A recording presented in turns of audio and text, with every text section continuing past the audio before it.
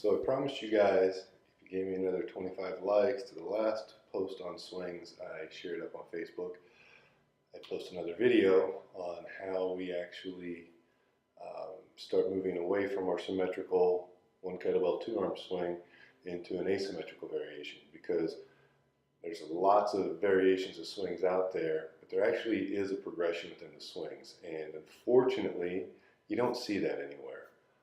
There's a big gap between learning a two-arm swing, progressing to a one-arm swing, and then actually turning it into any kind of traveling swing or stepping swing or anything like that. And those are typically the styles of swings that we see and have seen since I went through my first RKC back in 2009.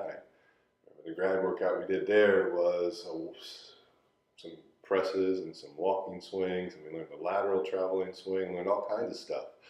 But what fills the gap between learning that very basic, that very entry-level two-arm swing, one kettlebell, to now I'm doing a two-arm swing with a kettlebell and either walking forward, sideways, backwards, or whatever? It's a pretty big gap. We're going from symmetrical to traveling. Something's got to take up this space in here. And if we avoid that, we're skipping a lot of steps in the progression, and we're making an assumption that just because you can do a symmetrical stance, two-arm swing, that you're going to be able to put the dots together and turn it into a walking swing of some kind. So one of the easiest ways to get into an asymmetrical swing is actually setting up just like we would for a normal symmetrical double leg swing. But what I want you to do, pick a foot, either foot, and just take it and move it about half a foot length forward. Don't change anything else. My feet are set up just for my swing. My orientation, my left foot's going to stay the same. I'm just going to move it half a foot length forward. And then all it is a normal two-arm swing. And grab the bell, two-arm swing. Keep everything exactly the same. Nothing changes. I'm not getting all torqued up or twisty or anything like that. The bell is still traveling exactly the same as before. I'm just having to do something a little bit different with my left foot and my right foot. Don't want to walk in circles all day, so after I do some of those, we're going to do the exact same thing. We're going to move my right foot forward.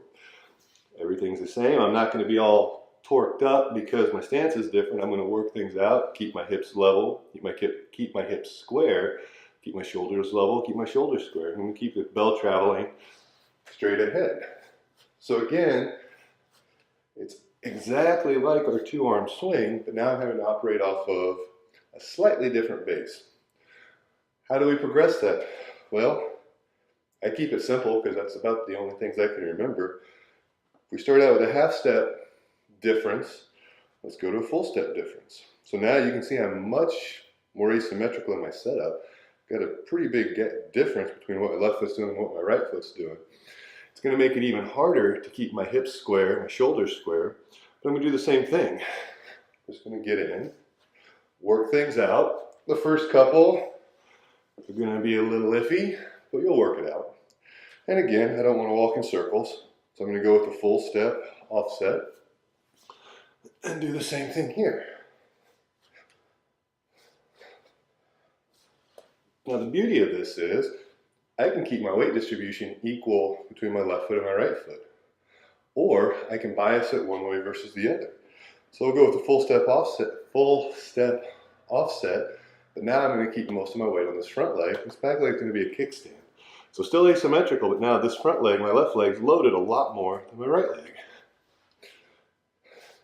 And what happens with this, because now most of my weight is loaded on this leg, I'm going to offset just a little bit, but this leg's still on the ground. We'll do the same thing on the other side. Most of my weight's going to be here, a little bit on this back kickstand. And now we're really biasing one leg in our swing. Guess what? We can do the same thing where we're putting most of our weight on this back leg. Same setup, full step offset, and now most of my weight's going to be on this back leg. Work things out. Use this front leg as a kickstand. And again, I'm not a NASCAR, so I don't want to go in circles all day. Most of my weight's on this back leg. Front leg's a kickstand. Keep the bell going straight ahead. Work out the kinks. Keep those hips level. Keep those shoulders level. Keep everything squared up so that you don't have a whole lot of torque going on, so that the hips are doing the work, spine staying nice and stable. And we've gotten into a very easy asymmetrical swing. So give it a try. Let me know what you think. Enjoy.